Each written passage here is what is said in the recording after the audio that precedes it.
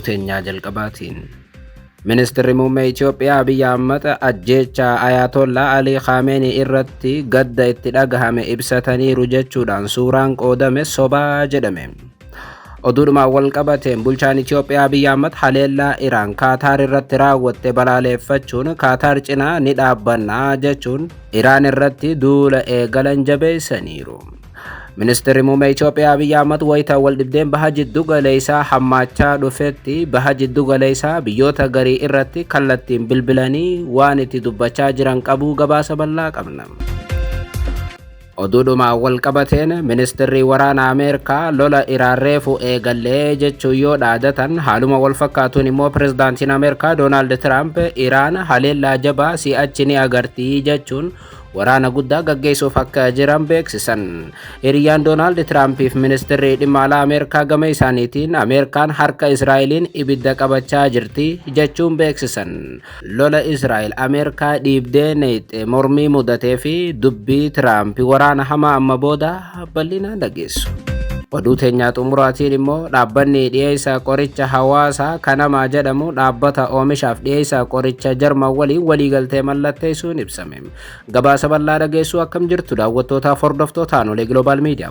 Oduuf odeeffannoo teenya yeroo ammaa qabannee dhufneeti jirra. Odeeffannoo teenya ijoo isaa amma dhageessan guutuu isaa isin biraan geenya. Haga xumura sagantaa teenyaatti dhaggeeffachuun yaada qabdan gara koomentiitiin nuuf barreessaa. Viidiyoon teenya namoota hedduu biraa akka dhaqqabduuf immoo like, share, subscribe godhuun dagatinaa isiniin jenna. Kallattuu maaniin gara gabaasa bal'aattiin isin qajeelcha. Oduu teenyaa jalqabaatiin. Ministeerri muummee Itoophiyaa Abiy Ahmed ajjeechaa Ayatollah Ali Khamenei irratti gadda itti dhagahame ibsataniiru jechuudhaan suuraan qoodame sobaa jedhame. Oduudhuma wal qabateen bulchaan Itoophiyaa Abiy Ahmed haleellaa Iraan Kaataar irratti raawwatte balaaleffachuun Kaataar cinaa ni dhaabbannaa jedhanii Iraan irratti duula eegalan jabeessaniiru. Yeroo waldhibdeen baha jiddu galeessaa hammaachaa dhufetti hoogganaan Itoophiyaa gama tokko goranii Iraan irratti duula gaggeessan jabeessanii akka itti fufan ibsame. Biyya yeroo waraana Tigraay Abiyyi deeggarte keessaa tokko kan taate Iraan har'a sababoota hedduudhaan biyyoota gara jabeeyyiidhaan weerara hamaadhaaf yeroo saaxilamtutti hiriyyaan Iraan kaleessa Abiy Ahmed immoo warra Iraan haleelaa jiru deeggaruudhaan kanneen Iraan haleelte cinaa akka dhaabbatan waadaa galuu irratti argamu. Kanaan osoo jiruu garuu akka waan Abiyyi ajjeefamuu Ayatollaatiin gaddeetti gabaasaaleen ba'an falmii kaasaniiru.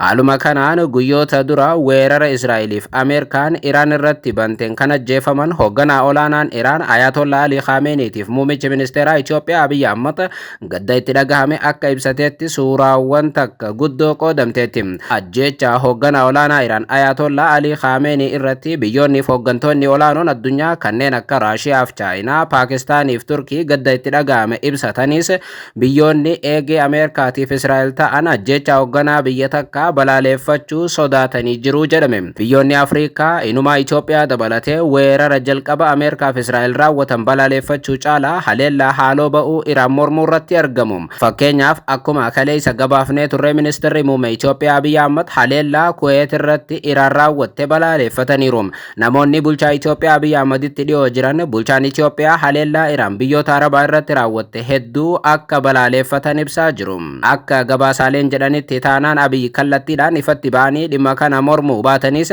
hooggantoota biyyoota Arabaa garagaraatti bilbilanii haleellaa Iraan kana mormaa jiru jedhame.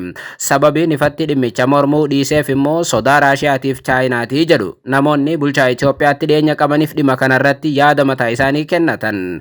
Kun kanaan osoo jiru immoo miidiyaa hawaasaa gubbaatti Abiy Ahmed akka ajjeechaa Ayatollah Ali Khameneitiin gaddeetti suuraaleen shooppii qoodaman falmii kaasan. Miidiyaa hawaasummaa garagaraa gubbaatti namoota miliyoona 8 ol kan qabu ministeerri muummee Itoophiyaa Abiy Ahmed akka waan ajjeechaa Israa'elii fi Ameerikaan raawwatte mormeetti gabaafame. Suuraan miidiyaa hawaasummaa gubbaatti qoodamte tun akka agarsiiftutti ajjeechaa obboleessa koo Ayatollah Ali Khamenei irratti gadda guddaa natti dhagahameen ibsadha.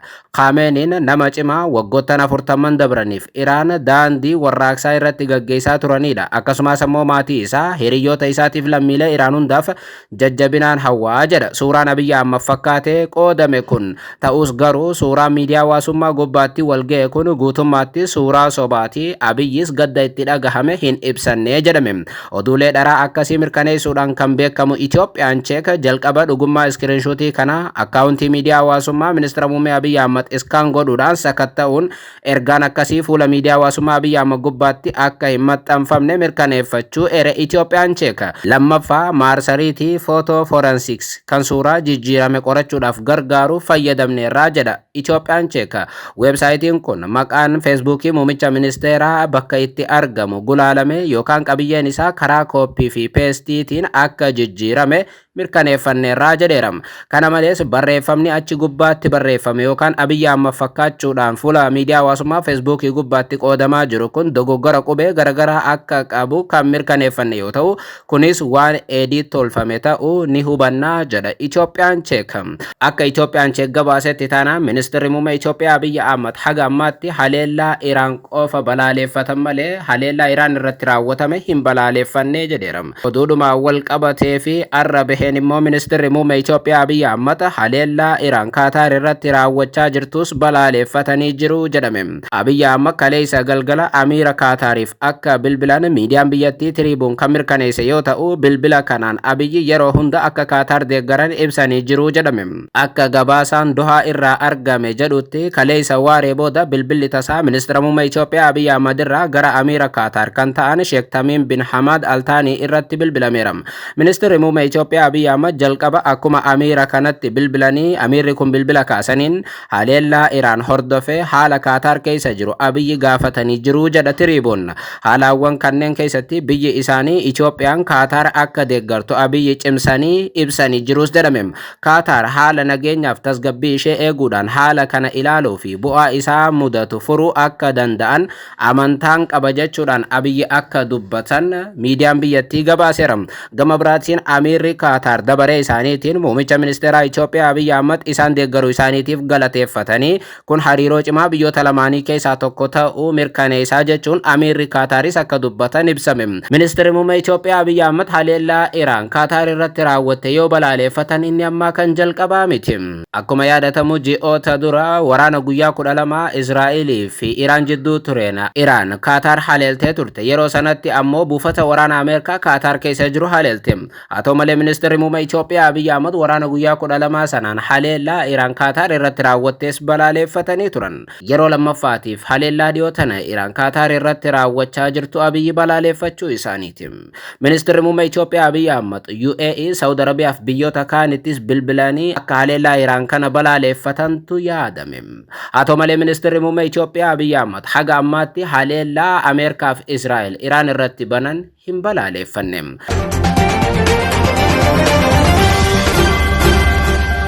Oduu biraatiin ministeerri waraanaa Ameerikaa lola Iraan reefu eegallee jechuun yoo dhaadatan haaluma wal fakkaatuun immoo pirezidaantiin Ameerikaa Doonaald Tiraamp illeen Iraan haleellaa jabaa si'achi ni agartii jechuun dhaadatan. Hiriyyaan Doonaald Tiraampiif ministeerri dhimma alaa Ameerikaa immoo Ameerikaan harka Israa'eliin ibidda qabachuu mirkaneessan. Haaluma kanaan ministeerri waraanaa Ameerikaa Piiter Biriyaan Heegseet haasawa eda godhaniin haleellaa Iraan irratti ajaja Doonaald Tiraampiin godhamaa jiru isa hamaa walxaxaaf seenaa keessatti opereeshinii qilleensaa bakka yaade kan rukute addaa jechuun jajan. Waraana kana nuti hin eegalle garuu ajaja pirezidaantii Doonaald Tiraampiin xumuruudhaaf qophiidha jedhan qondaalli waraanaa Ameerikaa kun. Heegseet Ameerikaan turtii waraanaa kana jalqaba haga xumuraa murteessitee itti seentee jedhan. Manni Iraan hiree ajaa'ibaa argateera kan jedhan qondaalli waraanaa Ameerikaa kun kana akka fayyadamu abdiin qabaas jedhan. Humnoonni nageenyaa Iraanis ogummaaf hubannoodhaan filannoo ofii akka murteessan waamicha dhiyeessan. Injifannoodhaaf lollaa yeroo fi lubbuu qisaaseessuullee hin feenu jedhan. Ameerikaan loltoota ishee waraana kanarratti lubbuun darbeef gaddaa jirtis jechuun hubachiisan Heegseet. Isaan qaqqaaliiwwan Ameerikaati jedhanii ibsan. Haga ammaatti ammoo lola Iraaniif Ameerikaa jidduutti deemaa jiru. Loltoonni Ameerikaa 5 dhiyaatan akka ajjeefaman himame. Waraana kanaas karaa kabaja isaanii ol kaasuun ni goolabna, araarama tokko malee, shakkii tokko malee jechuun hubachiisan Heegseet. Kun boqonnaa haarawaa dhaloota waggoota hedduuti guutuutiif eegaa turreedhas jedhan. Ameerikaan misaayilotaaf caasaawwan nageenyaa Iraan diiguudhaaf kaayyeeffattee hojjechaa jirti jedhan. Sirni Iraan keessa jiru duuti Ameerikaadhaaf duuti Israa'eliif dhaadannoo jedhuun kan dheengeeme akka ta'e immoo hubachiisan. Waraanni kun waraana sirna jijjiiru qofaa miti, sirni qabatamaadhaan ni jijjiirama, addunyaan ni obbaafattis jedhan qondaalli kun. Mootummaan akka Iraan meeshaa waraanaa niwukilaraa hidhachuu hin qaban kan jedhu angawaan Ameerikaa kun namni kamuu lammiilee Ameerikaa ajjeesuu yookaan doorsisuu hin danda'u, kanaaf araarama tokkollee hin qabnu jedhan. Ni adamfama jechuun Iraan doorsisan. Haaluma wal fakkaatuun pirezidaantiin Ameerikaa Doonaald Tiraamp illeen waraana amma deemaa jiru irratti yaada kennaniin Iraan haleellaa jabaa si'achi ni agarti jechuun dhaadatan. Pirezidaanti Doonaald Tiraamp bilbilaan CNN'if yaada kennaniin Iraan irratti opereeshinii hamaa gaggeessuuf jirra jedhee haleellaa duraatii ol raawwachuudhaaf akka jiran mirkaneessan. Akka gaariitti deemaa jirra, haleellaa baay'ee hamaa gaggeessaa jirra, waraana cimaa addunyaa keenyaati kan qabnu, itti fayyadamaa jirras jedhan. Sirriitti isaan haleeluu hin eegalleeyyu, dambaliin haleellaa guddichi hin raawwatamne dhiyootti raawwachuuf jirraa jedhan. Waraanni kun haga yoomii itti fufa kan jedhameef Doonaald Tiraamp yoo deebisan gara ji'a tokkooti jechuun deebisanii akka dheeratu immoo hin fedhuu jedhan. Torbaan 4 akka hin caalleen yaadaa ture, inumaayyuu kan yaadne ol raawwachaa jirraa jechuun milkaa'aa akka jiran himan. Haleellaan haaloo bahiinsaa Iraan biyyoota Arabaa ollaa ishee akka Kaataariif UAE irratti raawwatame akka isaan ajaa'ibe dubbatan Tiraamp. Wayita Doonaald Tiraamp waraana kana itti fufuudhaaf dhaadatan immoo Ameerikaa keessatti dubbiiwwan wal falmii itti fufaniiru. Hiriyyaan pirezidaantii Ameerikaa Doonaald Tiraamp waraana kanarratti yaada kennatanii fi ministeerri dhimma alaa Ameerikaa dhimma kanarratti yaada kennan Maarko Ruubiyoo Ameerikaan harka Israa'eliin ibidda qabachaa jirti jechuun akeekan. Hiriyyaan Doonaald Tiraamp Kaarlisan Ameerikaan harka Israa'elitti kufteetti jechuun waraana ammaa kana Ameerikaan jaalattee akka ittiin seenne eran. Tarkaanfiin Netanyaahoo lubbuu Ameerikaanotaa bakkoota hedduutti gaaga'aa jiraachuus mirkaneessan. Ministeerri dhimma alaa Ameerikaa Maarko Ruubiyoo gama isaaniitiin lolli ammaa Iraan irratti gaggeeffamaa jiru kun Ameerikaan jaalattee kan itti seente osoo hin taane dhiibbaa Israa'eliin kan seenteedha jedhan eda haasawaa isaniin. Wayita Israa'elii fi Ameerikaa waliin ta'uudhaan biyya namaa weeraran qondaalli Tiraamp waliin hariiroo akka qaban amanamu Kaarlis waraanni amma baname fedha biyya teenyaatiin osoo hin taane dhiibbaadhaanii jedhan.